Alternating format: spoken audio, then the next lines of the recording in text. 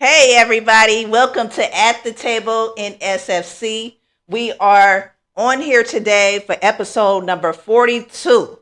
42. And we have a guest that is in the Visitation Valley area. And he is from La Joya Cafe on Leland at 28 Leland. Now, what they have is authentic Mexican flavors at their cafe. So I want to welcome Carlos. Carlos, welcome on At the Table in SFC. Thank you so much for having me. Appreciate it. How you doing? Good. Good to see you. Good to see you. Good to Appreciate see you it. too. Okay. Now make sure the mic is more comfortable for you. Is that Yeah, okay? that should be fine. Yeah. Okay. Just let me know. Yeah, how just far it come should be. close to the mic. Like that. Mm-hmm. Okay. And then you can put the earpiece on if you want. If not, you can leave it off if you want. No, yeah, this is a little better. Okay. Yeah, so you can hear yourself too. Okay. So, how is everybody doing today? We are excited to have Carlos here.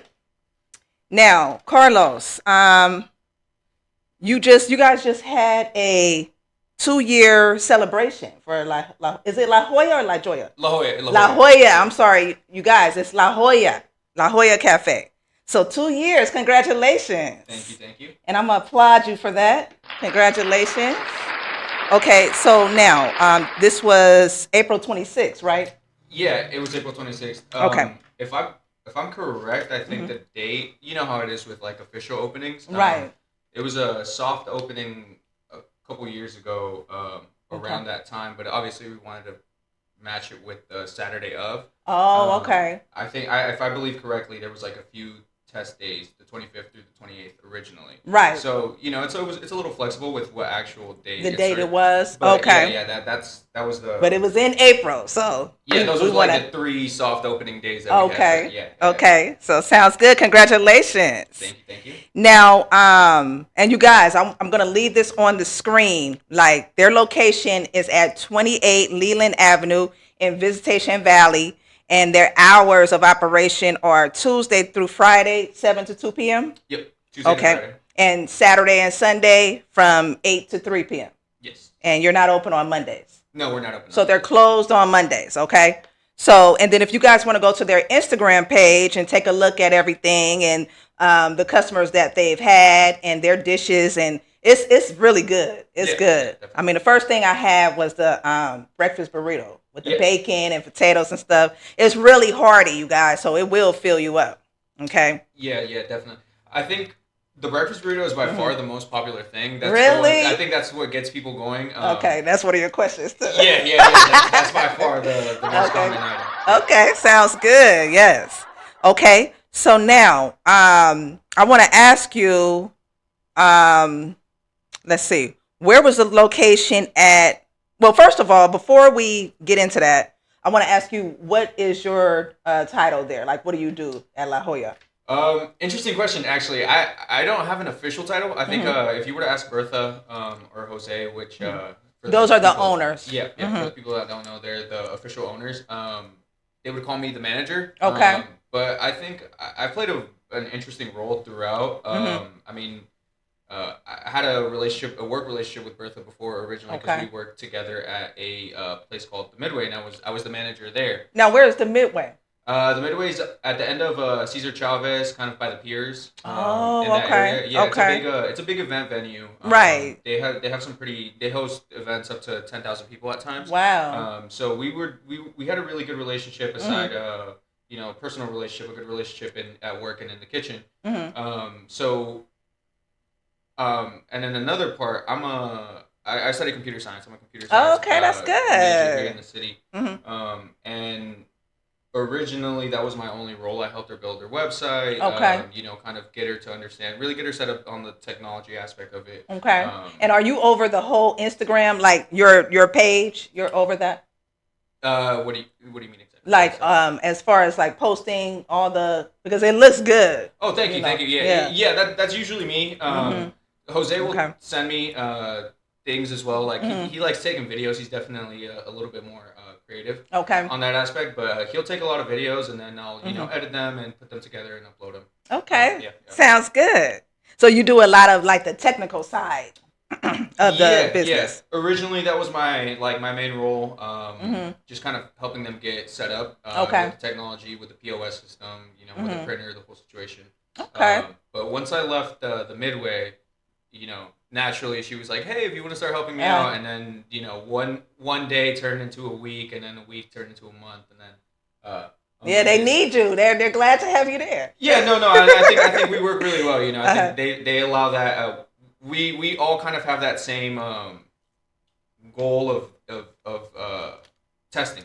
Okay. So that's what I really one thing that I really appreciate about Bertha is this is her kind of love letter to herself in an aspect. She really likes to test new things that she personally enjoys. Oh, okay. And stuff like that. So I mean, I'm happy to be part of that process, and the same thing with Jose, like I said. Sounds good. You're right. Yeah. Okay. Yeah. And so what was the celebration like for the 2-year anniversary? It was actually really nice. Her sister came out. Her sister came out. She had recently moved up to Seattle. Okay. And so she came down, and there was some family out of town. Sales were really, really good.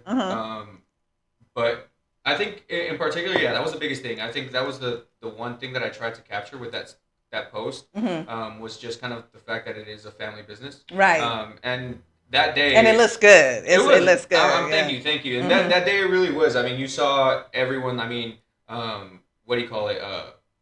Bertha's daughter and her son were there, and they were sort of helping out. And they're really nice too. Yeah, they're wonderful. They're wonderful. Really nice family, you guys. Yeah, definitely, and no, they were there.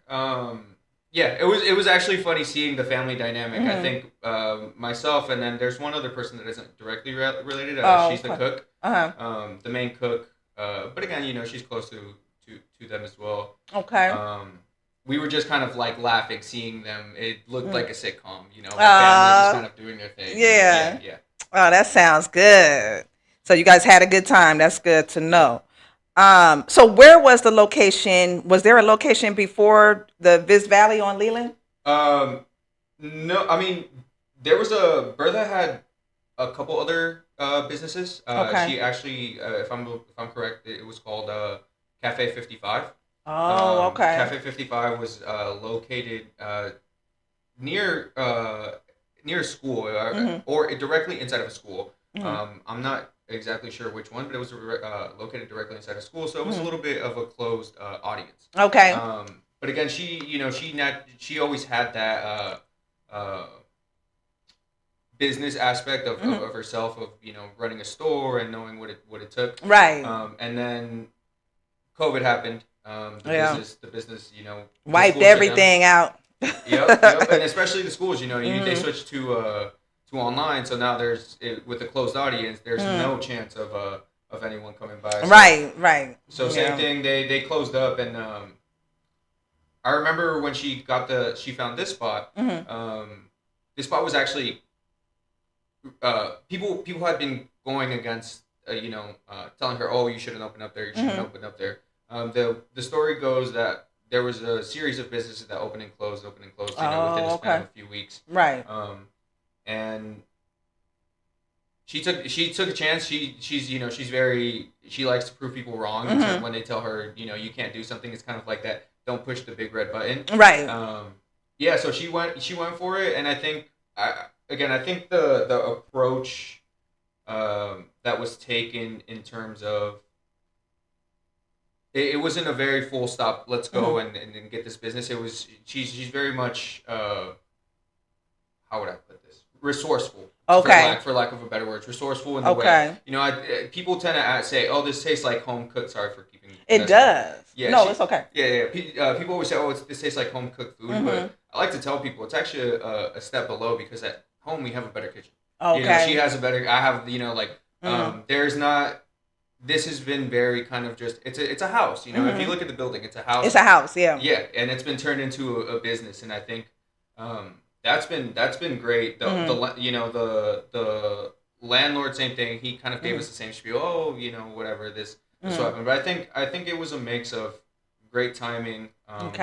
And just finding a gem. And I mean, we can say we did our part, but we also have to be appreciative of like the whole community. Actually, right, definitely, yeah, definitely. yeah. You know, Yeah. I hear and I see it all the time. We applied the Yeah, community. Yes, 100%, yes, 100%. yeah. You know, I mean, like I said, I didn't grow up here. I've been Mm-hmm. here for close to the better part of the last decade. Okay. But even in the short time that I've been here, I've seen a lot of change there, and Mm-hmm. especially with Bertha and like seeing over the last few years Right. going through the pandemic with that Mm-hmm. and seeing how she's crazy to think it's been 5 years and seeing how she's shifted. I And, know. Yeah. Time flies. time flies, Yeah. and I mean Leland has been a real surprise for me in terms of like how fast things can change. Yeah. But yeah, it's really nice seeing people from when I talk to people, it tends to be people from the area, like, Right. trying their best to do their part. And I really appreciate seeing that. No matter where you go or no matter And that's what. good. You guys have full support like that Yeah, and stuff. yeah. That's wonderful. Yep. Okay. So now, so you already answered how do you like being in Viz Valley. So you already told me all about that.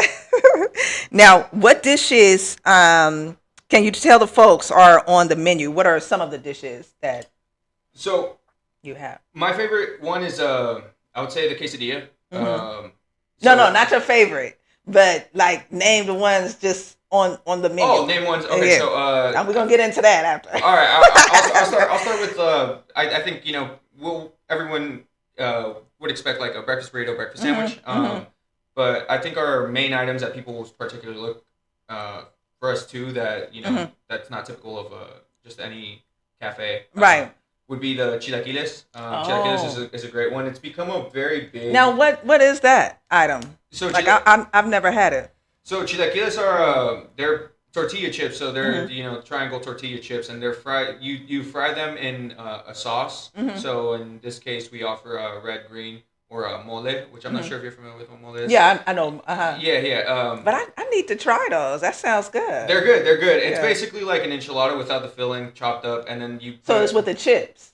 It's with the chips, and then it's a breakfast food, so it's usually topped up with an egg, and then some people normally some people will get meat if they want to go the hearty way, like okay, like a chicken or something. Yeah. Chicken or asada is typically like some kind of grilled meat, and then it comes with a side salad and some beans. Okay. And that's become like actually a really popular. That's food. popular. Yeah. Well, Okay. outside of our place, I've noticed that even like American style brunch spots, that's become kind of something that's being offered in a lot of menus. Oh, okay. But I definitely, there's definitely going back to like another item is the quesadilla that I would say kind of shocks people. The Mexican style of the dish is a lot different than what you normally get at like an American style restaurant. Okay. So the quesadilla again, same thing. It's made in a what do you call it? A handmade corn tortilla.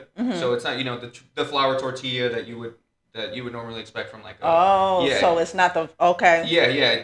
Usually they'll give you like a side of sour cream or stuff, but no, ours is like a big corn tortilla. It's filled with cheese, meat, lettuce, queso fresco, which again it's a different kind of cheese than like the cheese you would get in like a regular quesadilla. Oh, okay. Yeah, and it's just this big, to me That sounds good. It's wonderful. I think those dishes that like are a little bit different. The names may be familiar, but they're a little bit different. At La Jolla, I think that's the big ones. Another one would be like a huarache, same thing. A huarache is it's corn flour infused with beans. Now, what's this one called? Huarache. Huarache. Huarache. You know, like the Jordan shoes, huaraches? Oh, So it's funny because same thing. There's like the Mexican sandal. They're called huaraches. Because the shoe. Oh, I have some. I have some Mexican sandals. Yeah. I mean, but it has like a wedge on it or whatever. I don't know if that's the kind. Well, It's kind of like high. A little bit. It's like leather. Yeah. Yeah. And then I have the strap on my sandals. Yeah. That one. I get so many compliments on those. They're nice. Yeah, I love them. But the dish and the shoe share the same name, just because it's like a big, long, flat. Okay. Corn. Yeah. So that's typically when people are like, the name is the same thing. Just kind of think of that, and that'll be an easy way to pronounce it. To remember it and stuff. Yeah. Okay. That was really good as well. Huarache, and then the first one. Chilaquiles. Chilaquiles. Yeah. Okay. Let me write that down. Oh, I have So the menu that's somewhere. what I'm gonna. Oh, you have the menu? Mm-hmm. Okay. And yeah, so when I come in there, that's what I'm gonna order. Huarache Yeah, that's and my then recommendation, 100%. chiquiles. Okay. Okay. So then next I want to ask you, what are the most now you just said those are the most popular dishes Mm-hmm. that the customers order. No. Those ones are Those are like I would say the ones that are most unique. Oh, okay. Yeah. Okay.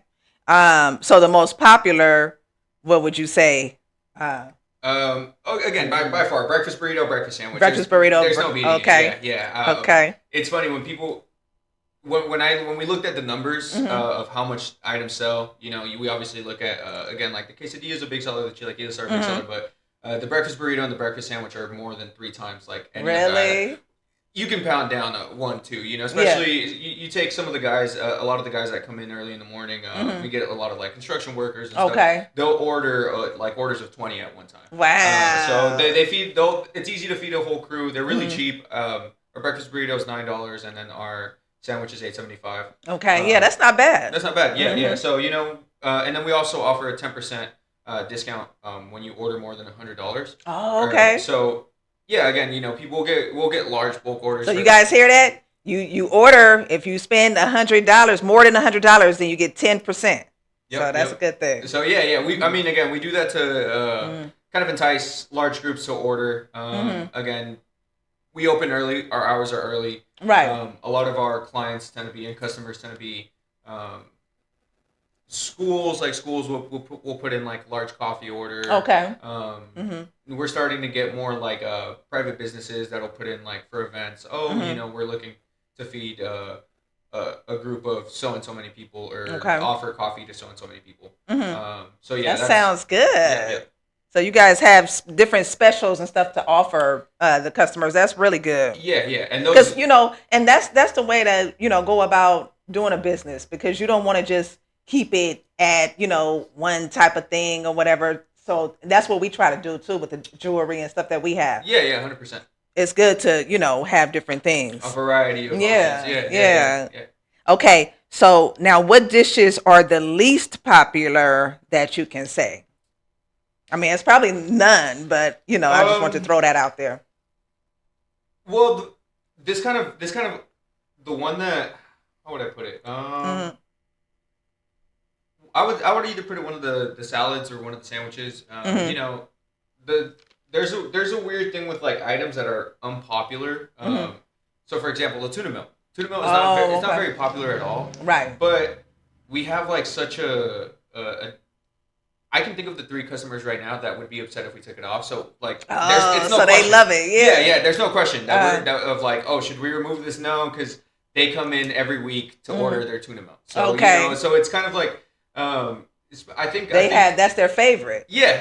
I think with like weird items or specialty items that are not necessarily common things to order, people keep them just because they have their audience, they have their crowd. You know what I mean? So like, again, I can think of the 3 people that would be like, oh man, I can't believe you removed that thing. Same thing. We had a barbecue chicken sandwich that it was good. That sounds good. But it wasn't as popular as any. People would come in and order every now and then. It was the least. So you guys took it off? Yeah, we took it off. Because it was the least popular thing. And as soon as I had that conversation with Bertha and Jose of like, oh no, we need to remove one thing. Yeah. Also to reduce the amount of prep that we have to do. We have one cook. So the amount of prep, the amount of aside from the cook, Bertha and Jose do all the other cooking and prepping and all of that stuff. So that's why they're there in the morning, get there early, prep, open, cool. We're gonna go and then you guys handle it, right? Yeah, they leave after a while. They leave, and like if they need to go shopping, they'll go shopping. Whatever errands need to be done. Sometimes like they have other jobs as well. So they'll go deal with life, and we'll just right. Business. But yeah. So those two, If when we got rid of the barbecue chicken sandwich, as soon as we had that conversation, I was like, I know the single customer that's going to be upset, and sadly, I haven't seen him since. So it was, you do end up losing some people. So. Yeah. Okay. So that sounds good. So I'm glad that maybe you guys can put something together, like if they wanted something like similar to that or whatever, Yeah, then you can get it ready for them. We have a quote unquote secret menu of things that we can still make that are on the menu. But yeah, that for example, we have this item called the mollete, which is just the torta bread with beans and then chorizo, some pico de gallo, and queso fresco. We can still make that, you know, but like it's not on the menu just because again it wasn't very popular and it was taking up space. You kind of trying to replace things on the menu, right? That's not higher in demand and stuff. Okay, all right. So now, how would you say the traffic of business is on Leland? It's strange. It really depends. It will. There's days where we will hardly see anyone walking by. But also, I mean, on the weekends are a different story. Every weekend we see people. The Crosstown Trail. I'm not sure if you're. It's like it's a hiking trail that starts literally right over here. I see people going back and forth all the time. It's a hiking trail that starts over here and ends at the other end of the city. It ends like by Ocean Beach, Land's End kind of situation. So you cross town. Oh, sorry. And you don't have to keep those on if you don't want. No. It's nice to hear myself. It's nice to hear myself, but I have tiny ears. So it starts over here, and then it ends over there. So every weekend we see people crossing by. So there's a good amount of foot traffic in regards to that. But again, if we have a lot of traffic on the freeway, for example, people will take this exit and just wait out the traffic, and then next thing you know, we have a crowd of like 15 people just kind of waiting out. So it's really strange. There's a lot of. So it's like an up and down type thing. But I think what's important for us is being able to, because we're not necessarily a sit down restaurant.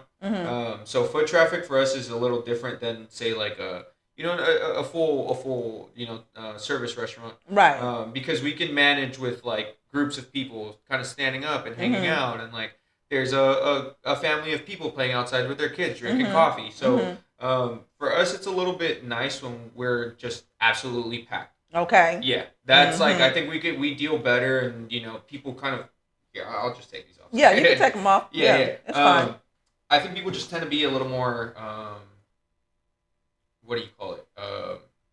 More understanding of the idea that it's kind of casual, not so much a formal sit down restaurant, right? In that aspect, And now I was thinking about that, parking lot, the bank parking lot, because I was asking them at one time, like, if we wanted to do anything with it on Sundays, so they don't have any. Anything to do with that parking lot. No, they don't. So if we wanted to give like some type of festival, outdoor festival, to where we all have like, I love to do that. Like different vendors come and set up or whatever we want to do on Sunday. We can do it. Definitely.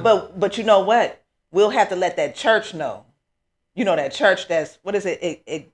Iglesias? Oh, dude, I'm gonna it's like not too far from you guys. It's right next door. Yeah, it has a really long, it's like it's a Latino church, but it's like an evangelical church. So the name is very, very long. Right. So I know, I say that to say, because they park in that parking lot on, for Sundays for when they attend church and stuff. So we would just probably have to let them know whenever we want to do that. But, maybe you could talk to Bertha and Jose and ask them, if they think that's a good idea for everybody to get together. I don't know just everybody in the community, 100%. I don't know if you saw that we actually just bought a pop-up tent. So, I did see it. So it's an orange one, right? It's an orange one. Yeah. Same thing. We were like, one of Bertha's friends as well, she asked her, could I set up a table and sell there? So, I mean, we're more than happy that... it's the lady that has a table sometimes. Yeah. She has some nice stuff, too. Yeah, she hand makes a lot of her things. Same thing, she... Just people supporting people, And I think that would be a wonderful idea. I know they do a community sale like once a month. Okay. At a school right on the other side of the fence. On Raymond. I think so. Raymond. So. Yeah. But I mean, if we're able to get it right in front of the cafe, I'm not complaining. I know. That would be like right next to you guys. Yeah. No. And that parking lot is big. You know, it it's goes huge. all the way around. Yeah. Yeah, it's huge. And there's a lot of shade, which would actually be a great thing. Yeah. There wouldn't be too many people having to sit out in the hot sun, hot asphalt. Right. So it would be nice. And And they could put up their tents, so however they want to do it. Yeah, that's actually a great idea. Yeah. That's nice. Okay, so then on a scale of 1 to 10, tell me the customers that are returning customers. Like, is there a lot of like returning customers on a scale of 1 to 10? Like, how would you rate it? Yeah, definitely. I mean, I would rate it. I would say right now it's actually a couple months ago. I would say 8 out of 10 customers were return customers. Okay. Right now that number's down a little lower. Not because we have less people returning, but I think because we have more people trying us out. Okay. So it's actually been a nice growth, but it's actually really interesting again seeing the customers that were coming before I even came into the picture of like being present every single day at the cafe. Because again, I was behind the scenes. Okay. For a long time, just helping with like menu, like I mentioned, menus, whatever the whole situation. But until I got in the front, we have people that will come in every other day, once a week. They're good friends with Bertha and Jose at this point because they've been coming to the cafe for so long. And stuff like so that. They got to know them. Yeah, definitely. So it's really nice actually seeing. I really do appreciate the people that come by consistently and have been supporting from the beginning. I mean, yeah, that's really they're the reason that the business actually stays afloat.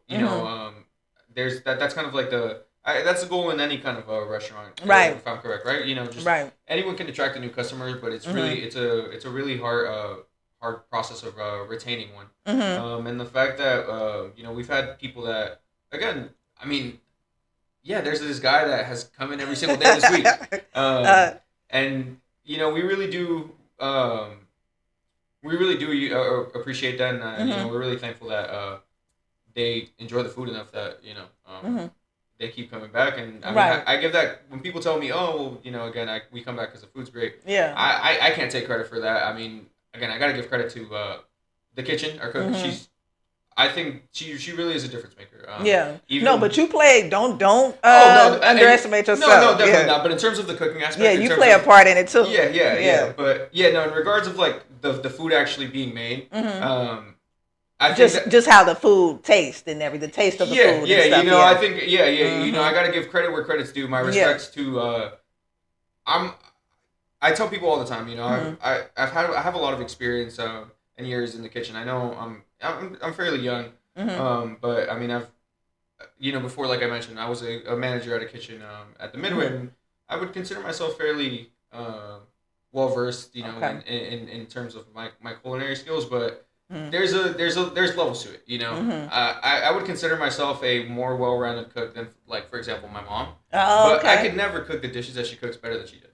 And that's the same thing. That's the same thing with like the kitchen, Like, I know how to make the dishes. If something happens, like our cook needs to take a day off, I could hop back there. You can whip out the place. You can hook some stuff up. I could. Yeah. But that's good. When she makes them, there's definitely that touch. There's levels to it, and my respect to like it's experience. It's hard to beat. Yeah. No, I totally understand. I definitely understand. Yeah.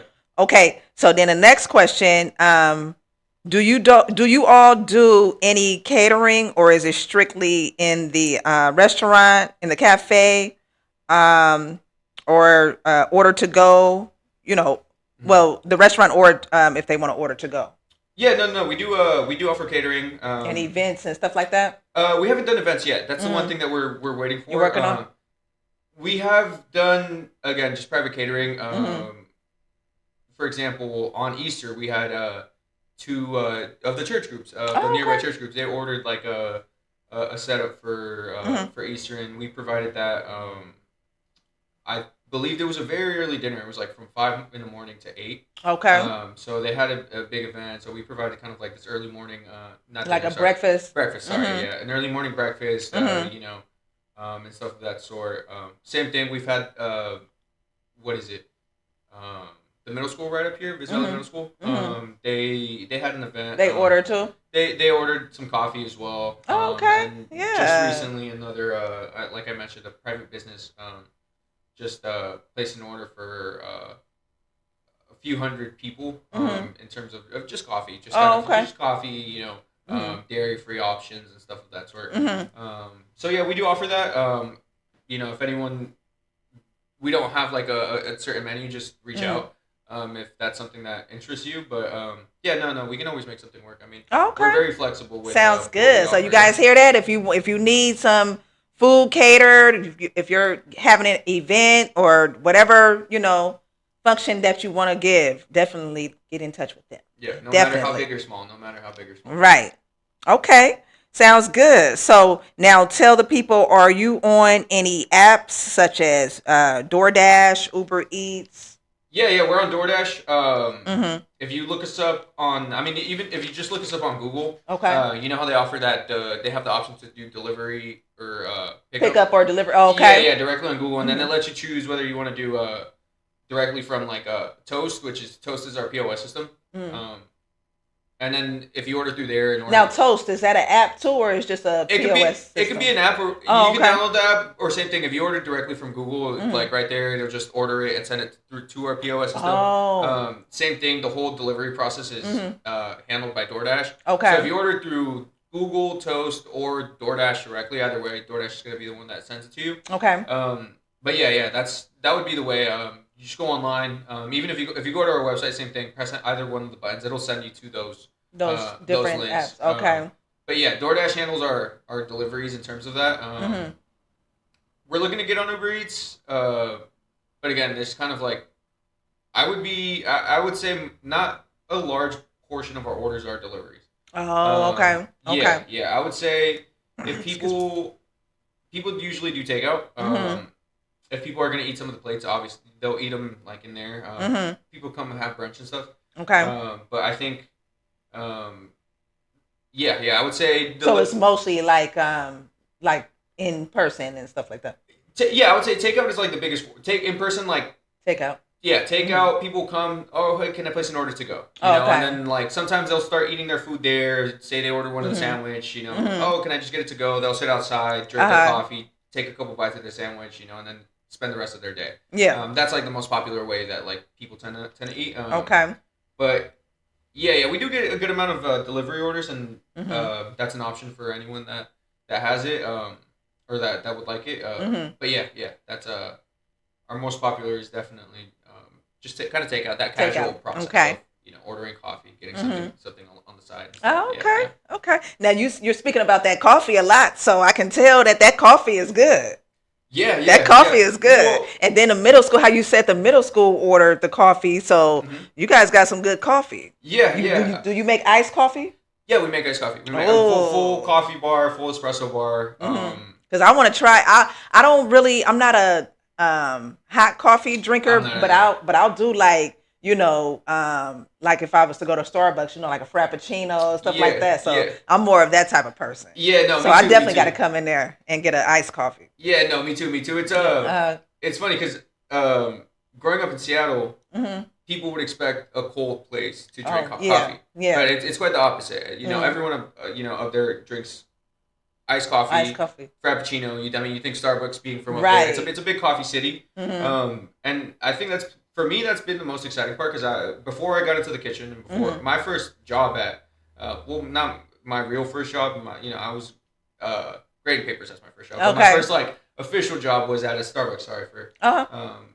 Was at a Starbucks, and I spent a few years there, and then I moved from there. I worked at a couple cafes. When I moved to the city, same thing. I had worked at cafes all throughout until I started kind of getting in the kitchen, and then eventually became the kitchen manager. Okay. But it was for me this sounds really weird, but coffee is one of those things where it's similar to like it's a different conversation of trying to sell something that people are for again, like for better terms, dependent on. You know, like or it's not food. It's not the same way as trying to sell a food item. Right. People are going to buy their coffee. Yeah. It's just you kind of have to be like excited, like you said. You know, there's such a strong flavor profile with it. Yeah. That like if you don't offer what people like, it's good. They're gonna go somewhere else. Yeah. Like, but they're going to get it. Like people are gonna go out of their way to go get coffee in the That's morning. right. Yeah. And yeah, it's a little different than. And it's a pick me upper, you know. Yeah. So they definitely want. Yeah, they definitely want it. Yeah. I mean, I know. I can. You know. I can think of so many times that I've like pulled off at a drive-through just to I need a quick cup of coffee. I'm gonna have a long day. Right. Gas station, get a Red Bull, something of that sort. Yeah. So. Okay. So you ready for the next one? Yep. Okay. Now these are questions for Carlos in general. Questions for you in general. Okay. Now, like as far as like the cafe, so I had those all separate. So now I'm gonna ask you. What are your favorite dishes at La Joya? Like that you favorite like? Favorite dishes. Definitely the quesadilla. Like I mentioned, the handmade tortilla makes a huge difference. Okay.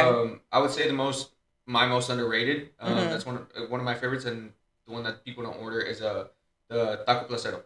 It's 2 handmade corn tortillas. Okay. I would put it in kind of in the same way that I would call like eggs Benedict a sandwich. I would call this a taco. So you know how Eggs Benedict is open face? You wouldn't call it a sandwich because it's just 2 pieces of bread and then they stack everything on top. Right. Similar, it's just 2 tortillas and then you stack everything on top. So they're not 2 tacos. It's like a plate with 2 tortillas at the bottom and then it has potatoes. That sounds good. I'm gonna have to try that. Yeah. It's really wonderful.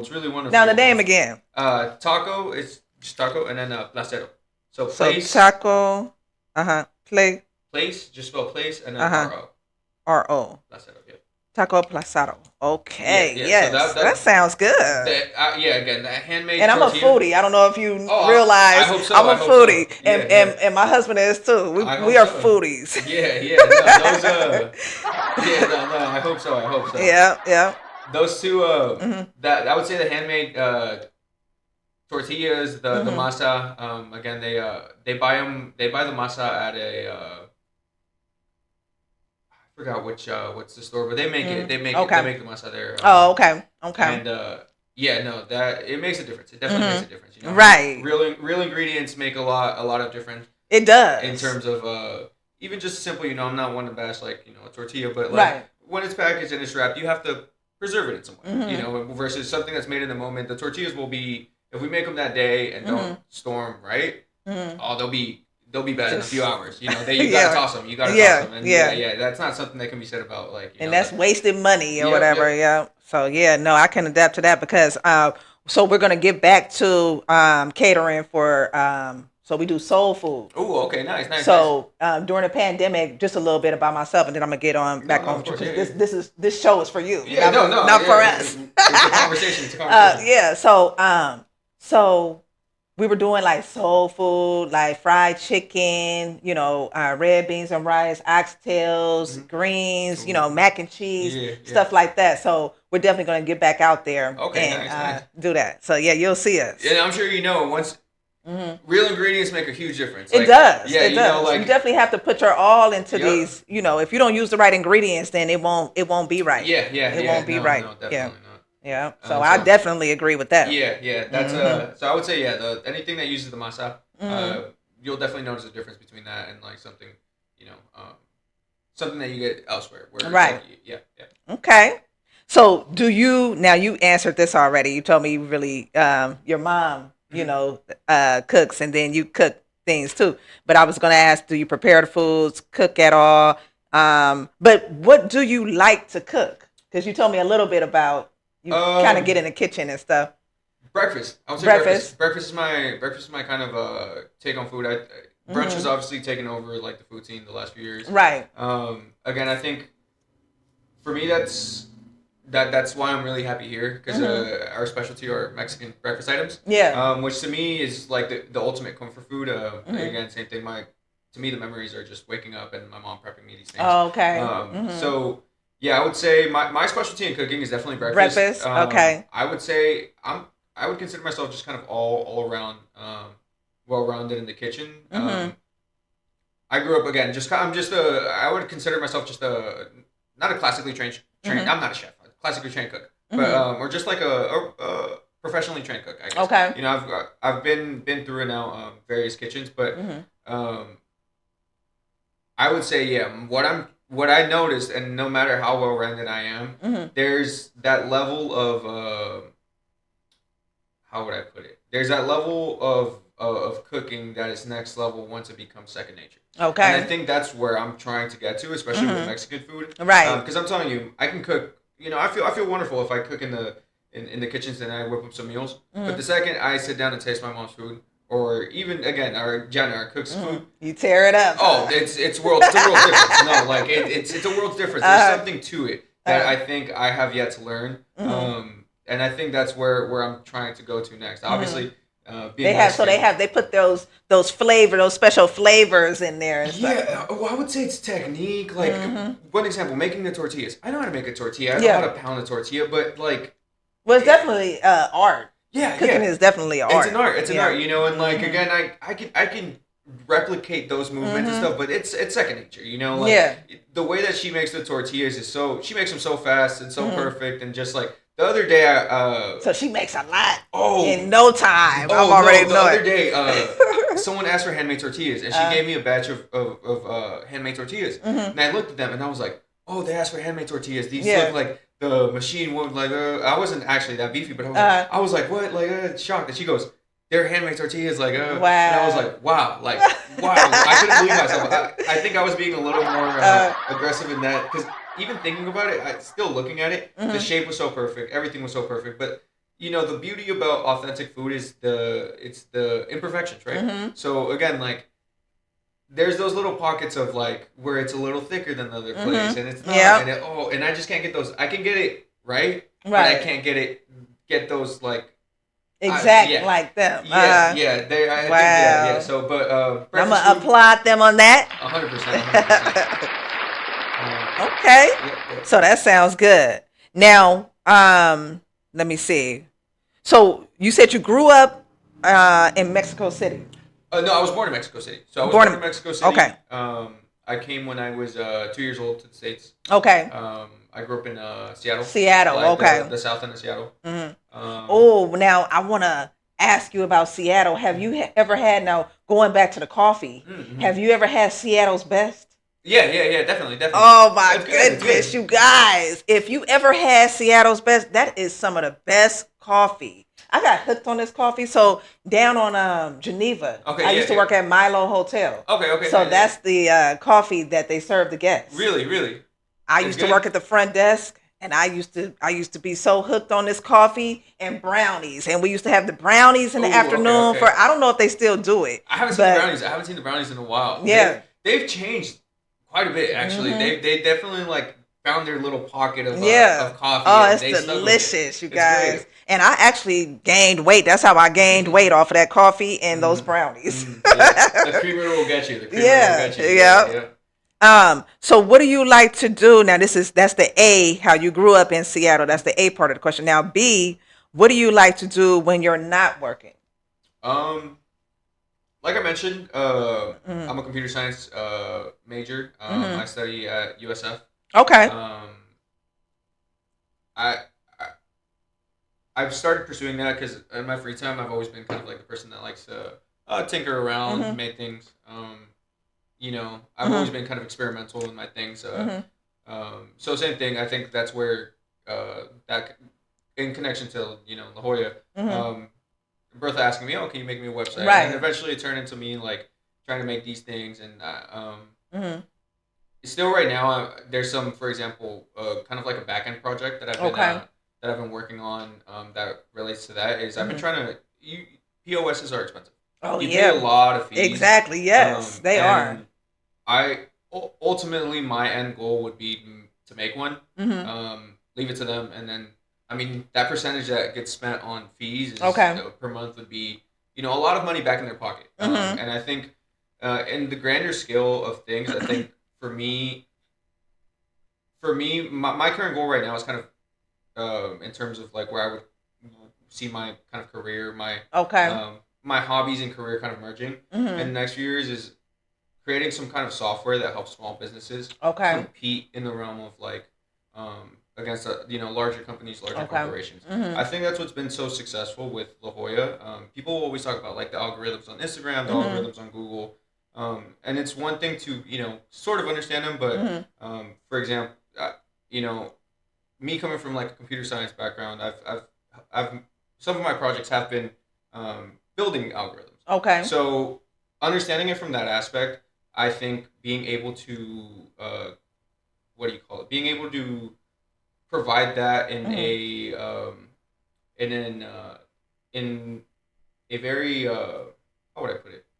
Accessible. Okay. Being able to make that accessible to, for example, someone like a Bertha and a Jose, who has a cafe. They come from blue collar background. They come from they're not tech people. They're not just, they're not sitting back at home writing code, writing programs on the computer. They're working. They're normal people. And so I think my goal in the next few years will be to help create some kind of software, some systems to help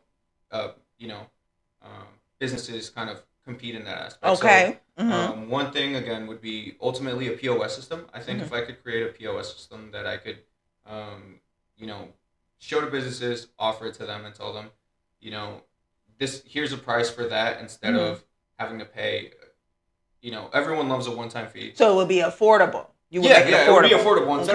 Instead of being locked on a contract, you own it. Like my end goal would be to give businesses the ability to own their systems, their software. Because currently, again, they don't own the POS system. The POS system company does. Right. And in most places, it's like that. People don't own, again, DoorDash. You don't own the delivery system. Right. It's DoorDash that owns it. So I think my goal in the next few years is, and that's something that I find interesting as like a hobby and as like a thing, is just kind of what I like to do is just create things, and my goal will be to like create something to help just help the common man, help the common business owner take back of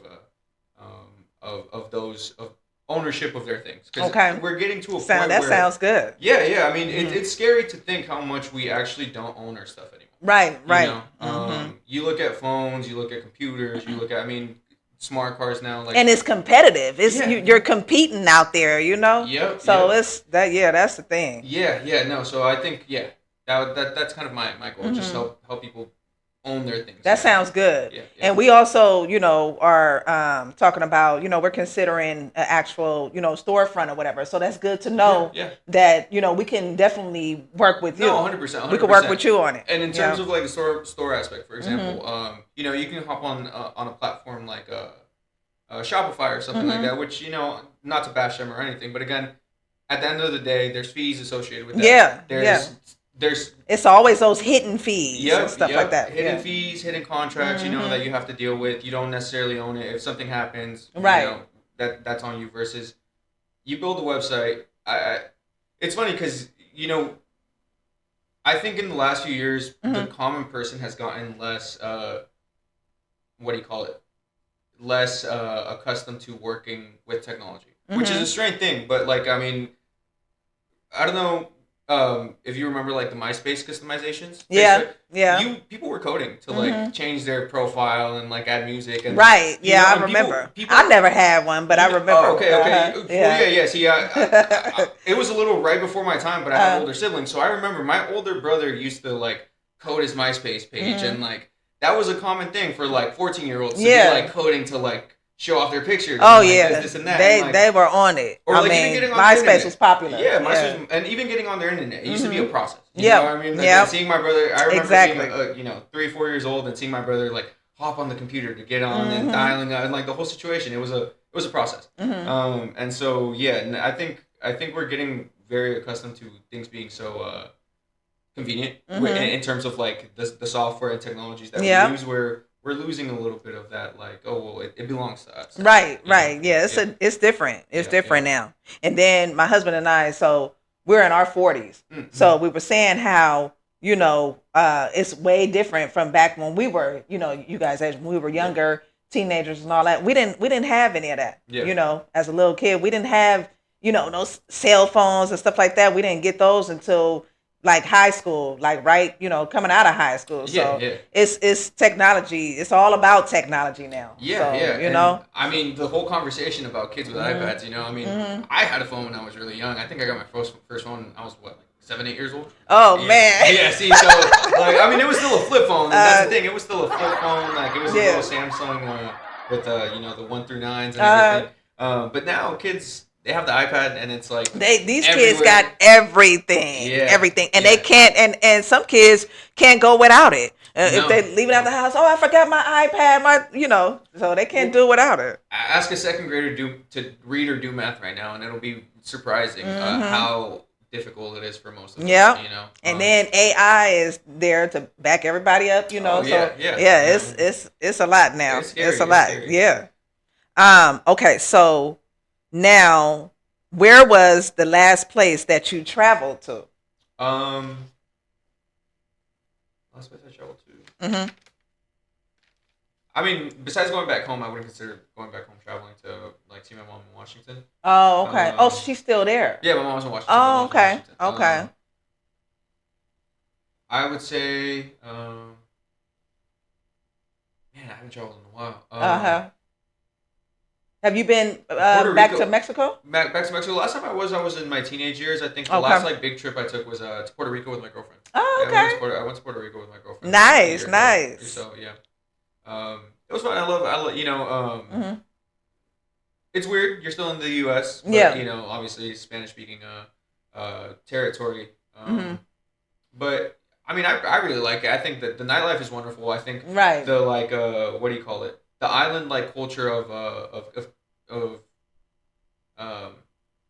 how like go with the flow of everything is, like people talk about that feeling in Hawaii, people talk about that feeling like, in like Caribbean islands, people talk about that feeling in like the Dominican Republic and stuff. And Puerto Rico is the same way. There's that like sense that you're so far from everything else because you're in the middle of the ocean. Really? And then like things just kind of go with the flow. I mean, It was funny because people would say the way to go about it was you go out, have dinner around 7, get some drinks, go home, take a nap, wake up at 1 a.m, go out, and then the clubs, there's no like curfew, so like they'll still be going. People are still dancing. So the clubs are all night, all day. Yeah. Like 5 a.m, it'll be. It was funny because at our Airbnb that we had right there, it was like this like it was a hotel, but it was like, they were renting it out through Airbnb. Oh, okay. So at the bottom, there was like a bar. And it was open all night. So it was like, we're coming back from late night. You guys had a bar. Yeah, we had a blast. We were open no matter the hours of the day. There was people,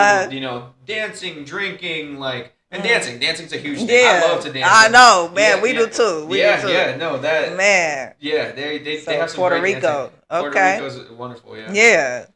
Sounds good. Okay. So now, do you like sports? Now, I know you were just talking to my husband about sports. Yeah, yep. So, and you said you...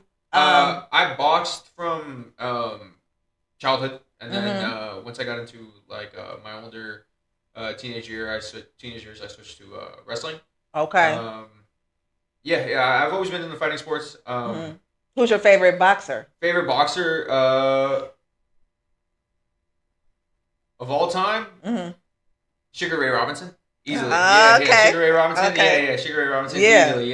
Great monster. He's there was an interview of him recently, and that like look never goes away. Of someone that wants to be the best.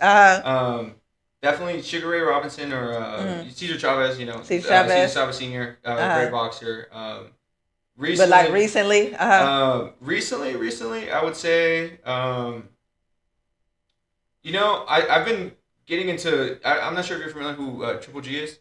Triple G. He fought. He's a. I don't want to say Russian. Eastern European. Oh, okay. Eastern European boxer who fought. He gave him and Canelo had a good series of fights. At the end, Canelo's a great fighter, but I still believe to this day that the first fight between Canelo and Triple G, Canelo lost. Like really? I know. I'm Mexican. I was hoping. I was rooting for Canelo, but. I had a lot of love for Triple G before that because I was a fan of his. And I mean that was one of my favorite fights of all time. Oh, okay. They ended up being a draw, which I still think you was think a that he was call. But I think over the last few years, just going back, Floyd Mayweather always, That's my boy. Yeah, Floyd Mayweather. Now he is my. I'm applaud him. Yep. He's my favorite. He is my favorite. I think there's a hard argument to say that he's not the best like technical boxer of all time. You know, in the sport of hit and don't get hit, there's very few people that did it better than that. That's right, man. I agree. Yep. Okay, so who do you want? Now this is Mr.'s question. Who do you want to win the FIFA for the World Cup? Yeah. Oh, well, obviously, I mean, you know, Mexican cuisine, Mexican. I would like to see. I mean, for the story, I would like to see Portugal. If Cristiano Ronaldo. You know, Messi already got his cup. If we got to give it to someone, I would like to see Portugal. Okay.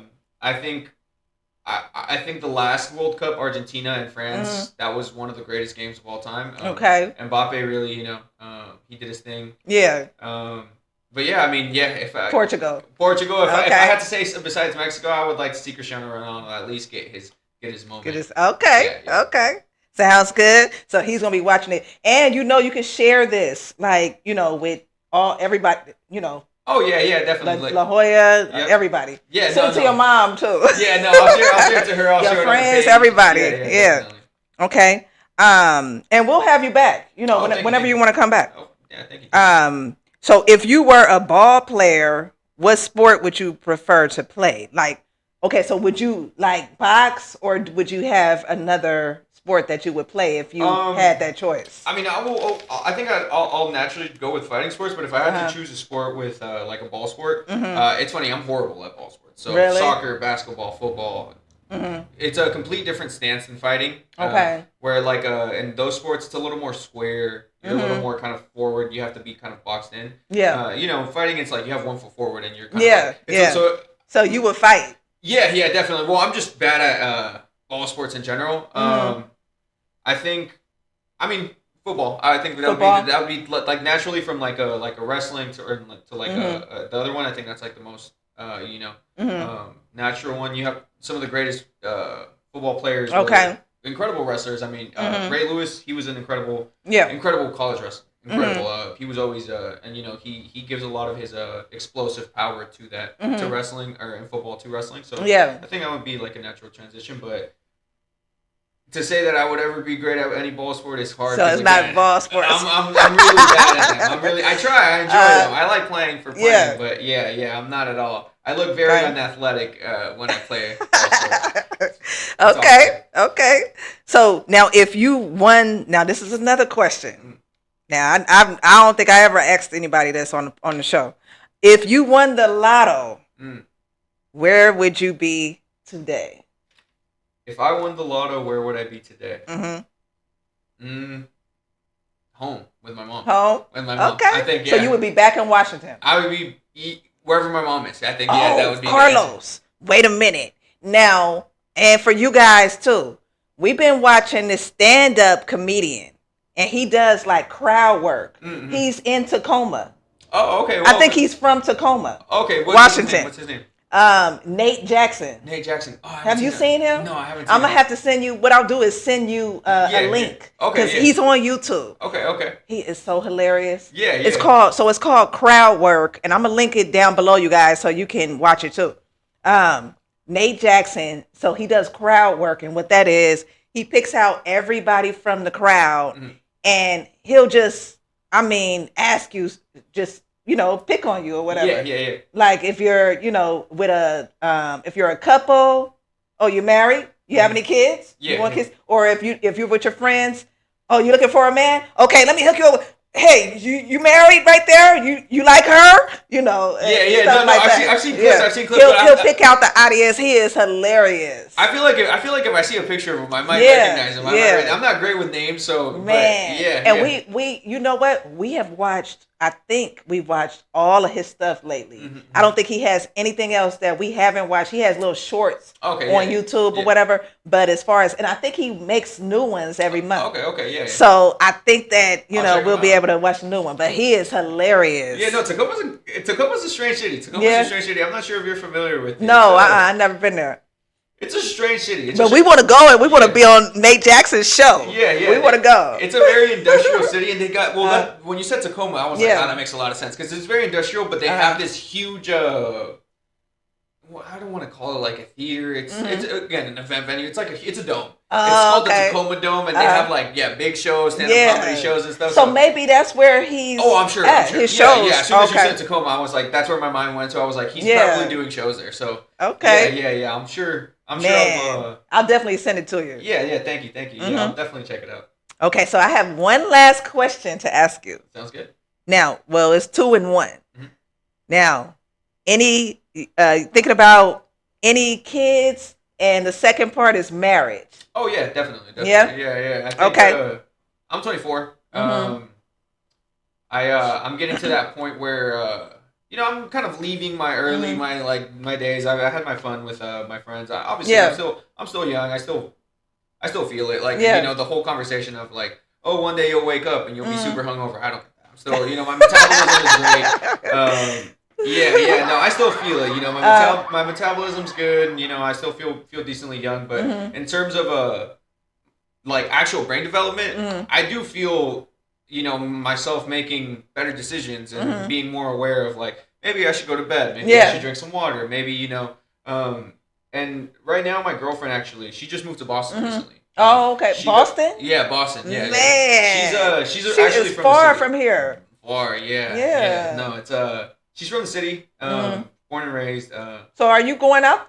Excuse me, out there? Yeah. I think that's my natural path. Okay. I always wanted to move East Coast. Again, I've moved around, throughout my life, Mexico, Seattle, and then came here. But it's always been kind of, Western, very comfortable. California. Yeah. It's not a very large Latino community. It's not like I'm gonna feel out of place. Right. So I always wanted to move. Just East Coast. Check out the East Coast. I like Washington D.C. I like I like that area. Washington D.C. is a great area. Okay. I've never checked out Boston. I've stopped by, but I've never actually. I wasn't old enough to have an opinion on it. Oh, okay. New York is great. I think like everyone else. Yeah. At some point, you're like, oh, I want to move to. Yeah. How much I would want to stay there? I tell my girlfriend all the time. When it comes down to it, like if we ever get to the point where we can like fully decide this is where we're gonna live. I mean, I wouldn't live a few blocks further from where I'm living at right now. Oh, okay. I live on 12th and Clement. Oh, okay. You're over there. Yeah. So I'm over by the. Is Maywa still there on Clement? What was that? They have like it's an Asian market. Oh yeah. Maywa? Like with the red thing. Yeah. Oh, okay. They have a lot. We love Maywa. Me and my mom. They have my great mom businesses. Yeah. Another street. Like similar to Leland, Clement Street. It's a great street. It's all kind of different shops and stuff. Yep. Yeah. And small businesses, locally owned. A lot of like Chinese shops. There's one Mexican spot right there, but it's mainly smaller businesses. Yeah. I gotta go over there. I haven't been over there in a long time. It's been a while. Yeah. No. I always have to make the trek from there to here and from here to there. But if I could live anywhere, I mean, somewhere in San Francisco would be kind of my option. Same thing. Her being from here, that's an easy choice for her. Right. But yeah. I think we're kind of having those conversations of kids and marriage and what's life going to look like in the next few years. Because going back to the pandemic was 5 years ago. I mean, 5 years goes by fast. And man, time is flying, you guys. Time is flying. And in 5 years, I'll almost be 30. So I have to make some. Yeah. Right. So I definitely want to thank you for coming on. We're going to wrap it up, you guys. I want to thank all of you guys for watching. And if you have any questions, I want you to leave comments down below. Please thumbs up this podcast show, La Joya Cafe, 28 Leland Avenue in San Francisco, California. Authentic Mexican food. Authentic. Thank you, Carlos. Thank you for having me. I appreciate you. All right. Take care, you guys. Have a good day. Okay, you guys. So just a quick, little demo of what we have and what we do. Boss Pieces SF, and we are on Instagram. So I'll link that down below. So this is the business that we have. That's the jewelry that we've been making. So that's for ladies. Okay. And then we can make anything that you want. We do custom made jewelry as well. This is a Hello Kitty. So this one, we've made various colors that bling. So this is the turquoise blue one with the bling, silver bling. Okay, and this is the long one. We'll do any length for you as well. Okay. And then as far as the fellas, they love the sports jewelry. So that's a San Francisco Giants. And they have been playing. And then that's a Niners. So that's one of the championship ones of the Niners. Okay. So I just wanted to show you guys, a little of what we have, what we sell, and what we can make. And we'll do any character, any, color, sports team, everything, you name it. Okay? So thanks again for watching, and I hope you enjoyed the podcast show with Carlos of La Joya Cafe. All right, so y'all take care. I'll talk to you soon.